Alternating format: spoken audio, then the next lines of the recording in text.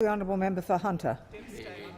My question is to the Prime Minister, and I refer him to Friday's revelation that the Minister for Agriculture previously sought to influence the conduct of litigation involving his benefactor, Gina Rinehart.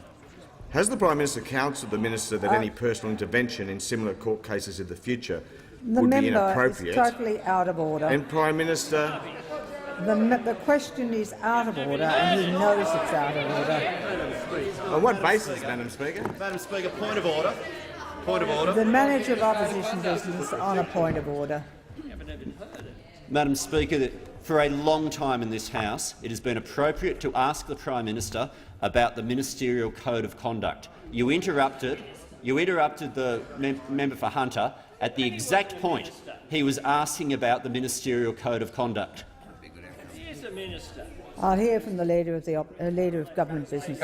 Far be it from me to help the manager of opposition business in question time, but the question was about a period of time in which the member for New England wasn't actually a minister of this House, and therefore it's not a matter within the purview of the Prime Minister's responsibility. Madam Speaker, if you can assist the House, I'll be happy to rephrase the question. No. The question is, you are asking a question about a matter for which the Prime Minister has no responsibility. Under Section 98 and under Standing Order 98, it is out of order. I call the honourable member for Casey. Thank you, Madam Speaker. My question is to the Assistant Minister for Infrastructure. The member for Casey has the call. Thank you, Madam Speaker. The member for Casey has the call. My question is to the Assistant Minister for Infrastructure and Regional Development. And I ask the Minister to update the House on action the government is taking to deliver vital infrastructure in Victoria and to outline how this will create jobs and boost the economy. The member for Casey, I would refer the manager of opposition business to page 189 of the practice, when he is obviously on his feet for those purposes. Now he'll resume his seat. He'll resume his seat. And you know perfectly well if it's designed to disrupt, you may not. I'm raising a point of order, and I'm asking you to hear a point of order. I won't argue with you. You'll resume your seat. And at the end of question time, we'll listen. On what?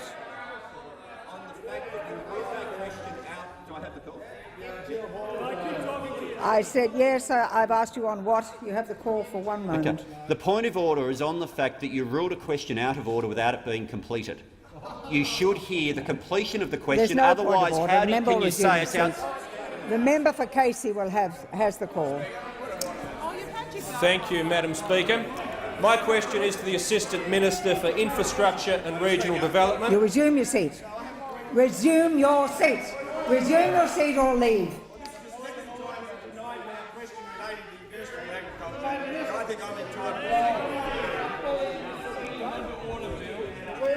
The member for Casey resume his seat. The member for Isaacs will desist.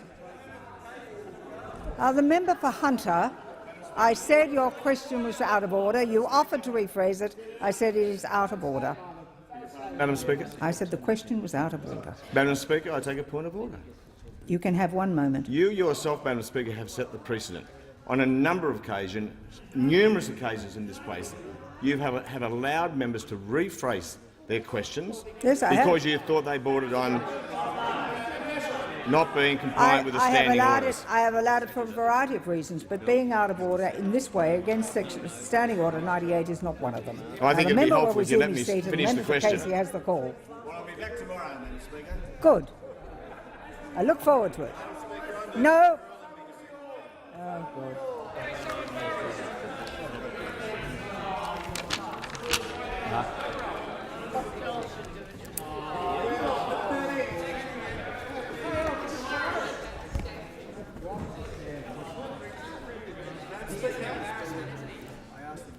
No, you can't. You're out of order.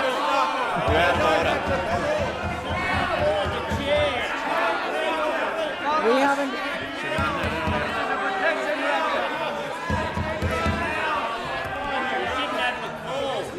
I would ask the clerk, was it formally moved? Was it formally moved? Did he move it?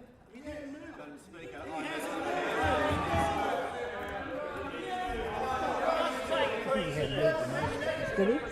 Right. The clerk is of the opinion that it had been moved. So you may go ahead. Thank you, Madam Speaker. I move the Chair's ruling be dissented from. Madam Speaker, what we've just seen in the ruling you have given is ruling a question out of order without allowing the question to be stated. It's as simple as that. What was given at the beginning of the question set the context for it, and at the end of the question, the Shadow Minister for Agriculture had just started, Madam Speaker, to ask about future action taken by the Prime Minister with respect to the Ministerial Code of Conduct, something which must be allowed, because make no mistake about the gravity of this. We have a ruling of a court reflecting on the behaviour of someone who is now a Minister of the Crown. This is a significant issue which we have a right to discuss within the Parliament. And you cannot, Madam Speaker, simply because the preface to the question dealt with what happened to him prior to being a minister, rule that the latter part of the question is out of order when it deals exactly with what the Prime Minister is going to do now in counselling or not counselling, giving a tick of approval or showing the disapproval that the Australian people feel and that a court now feels for the behaviour of the Minister for Agriculture. Madam Speaker, the contempt of the Parliament is shown by the fact that the Minister concerned himself can't even remain within the chamber while this is debated. The contempt for the Parliament is shown, Madam Speaker, by the fact that you as Speaker would not even allow a question to be completed, knowing full well that had the question been completed, it was entirely within standing orders. Knowing full well, Madam Speaker, that you were not shutting down a question that was out of order, you were shutting down a debate within this Parliament. You were shutting down, Madam Speaker, a discussion about whether or not the behaviour in future of the Minister of the Crown can be consistent with what a judge has now reflected on. Whether the behaviour of the Minister of the Crown in future should be allowed to occur in a way that has been deeply reflected on by a court and goes directly to the benefit of someone who is a personal benefactor to that minister. This is a serious question to be asked within the Parliament. And, Madam Speaker, the gravity of it I think you knew well when you decided to not allow the question to be completed, because the only moment at which you could have said it was out of order would have been if the member for Hunter had completed at that moment. But he was continuing, and you knew, Madam Speaker, he was continuing, and so you stopped him there. You did not allow a rephrase, you did not allow a completion of the question, in the full knowledge, Madam Speaker, that had there been a completion of the question, it was clearly within the standing orders. A lot of the Australian people, Madam Speaker, would like to know whether the Prime Minister thinks what the Minister for Agriculture did was okay.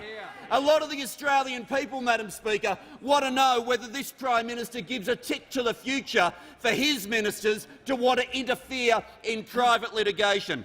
Madam Speaker, the email that was concerned was no small matter. This was somebody who was senior not merely on the front bench of his party at the time, but then, as in now, seen as a potential future Deputy Prime Minister when that side of the House is in office. And, Madam Speaker, in that context, it has to be allowed that this Parliament is the place where he can be answerable. We know full well from the behaviour of the Prime Minister and by how they scurried out the door that it will appear the Ministerial Code of Conduct will do nothing to improve his behaviour in the future. It appears full well, Madam Speaker, that his own sense of what's right and wrong, given that he wrote the email when he did, shows that he thinks this sort of behaviour is okay. The one place where he needs to be answerable, Madam Speaker, is on the floor of this Parliament.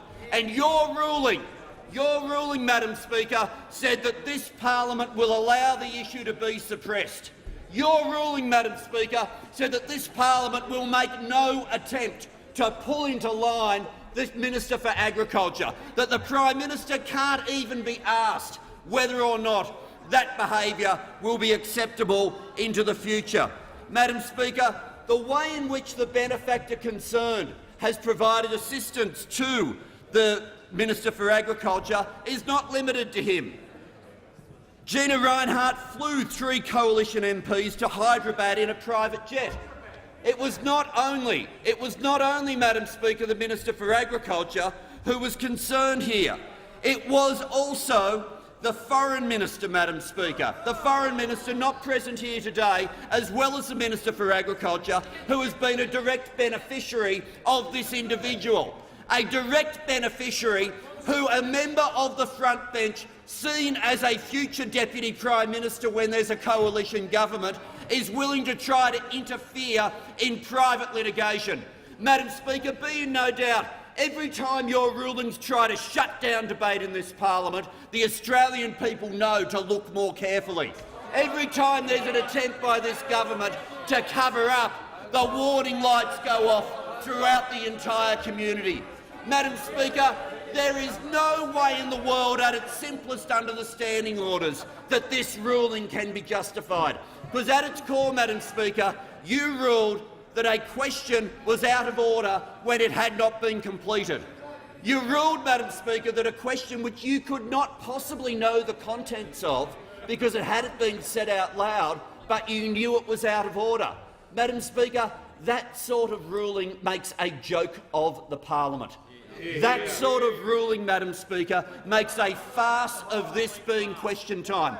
Be in no doubt, we've sort of given up on the concept that their answers will be relevant. We've sort of given up on the concept, after the ruling was made a while ago, that if we use fairness in the question, anything that relates to the word fair is somehow in. We know that that ruling's been made. But now to be at the point where you won't even allow a question to be stated. You won't even give them a chance to evade and to perform and to cavort and to play the little games that this mob over here play in question time, because you can't even bear to hear the full 30 seconds of an opposition statement. You can't even bear to allow a question to go for the full 30 seconds allowed. You can't even bear, Madam Speaker, for the question to set the context and then ask for the detail of what the Prime Minister will do now.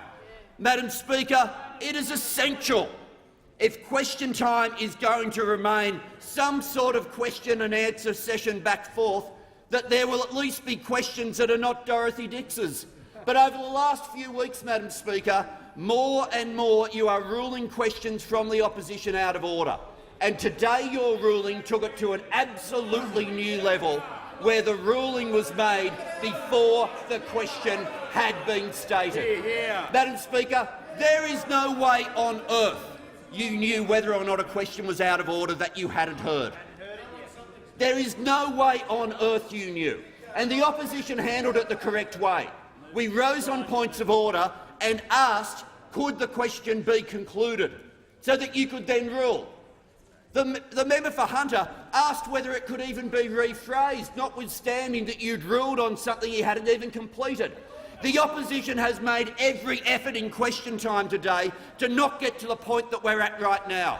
But we're at the point we're at right now, Madam Speaker, because of the arrogance of this government and because of the way you have used your position in that chair to prevent questions from being asked. To prevent questions from being asked, Madam Speaker.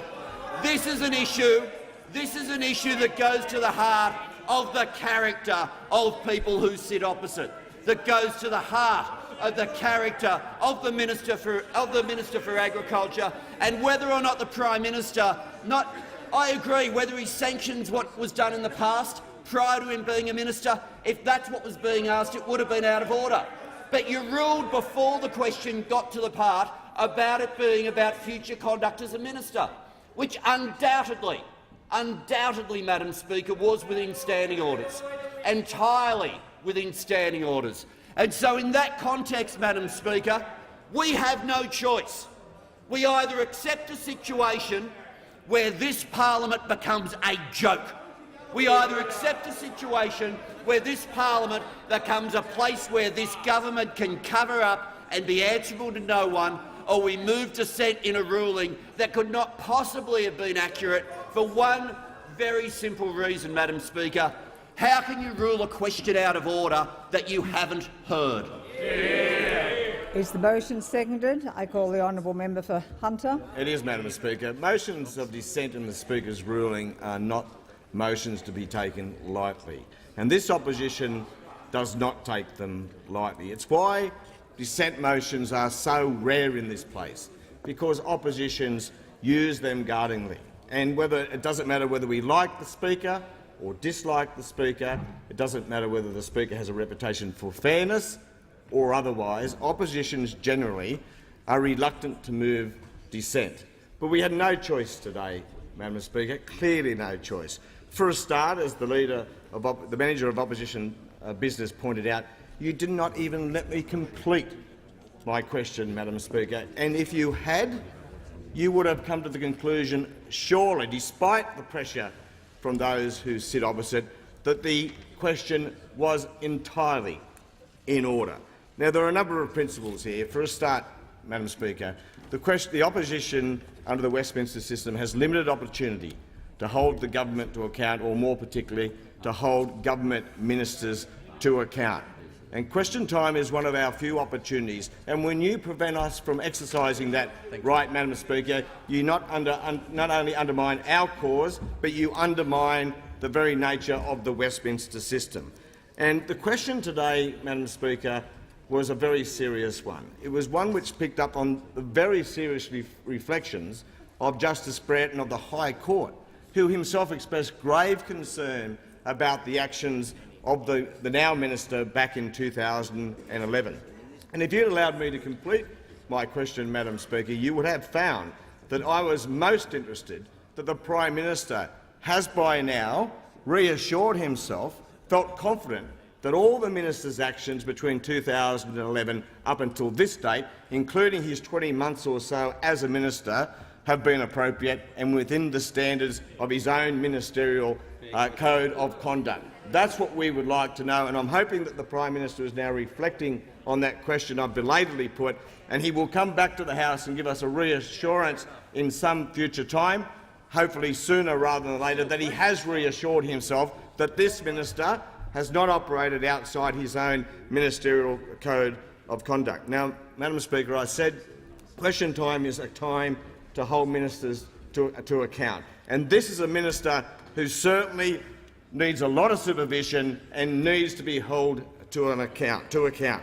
This has been a chaotic minister.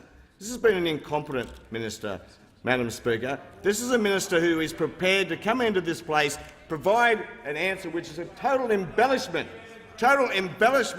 of the effectiveness of his drought policy, and then go back and change the Hansard, entirely change the Hansard to change what he said in this place.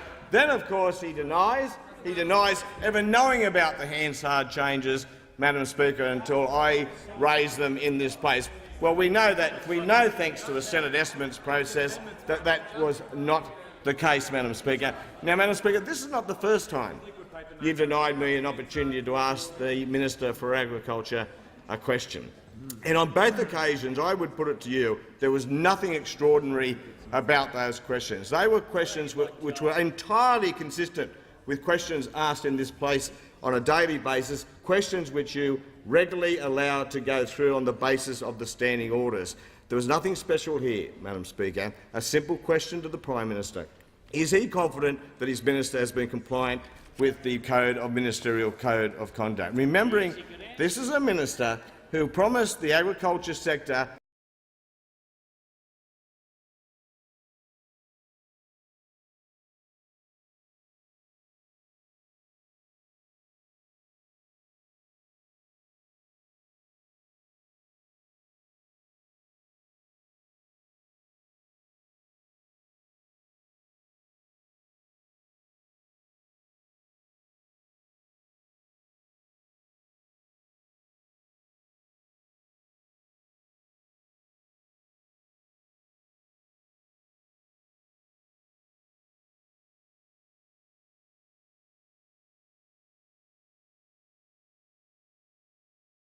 times, and there is a limit to the extent that the Leader of the House can give you the nudge and the wink whenever he believes one of his ministers is in need of protection. This is not a protection racket, this place, Madam Speaker. This is the national parliament of this country, and we are entitled to ask ministers questions when we believe they've misled the Australian people or they've acted in a way which is contrary to the national interest. Time has elapsed.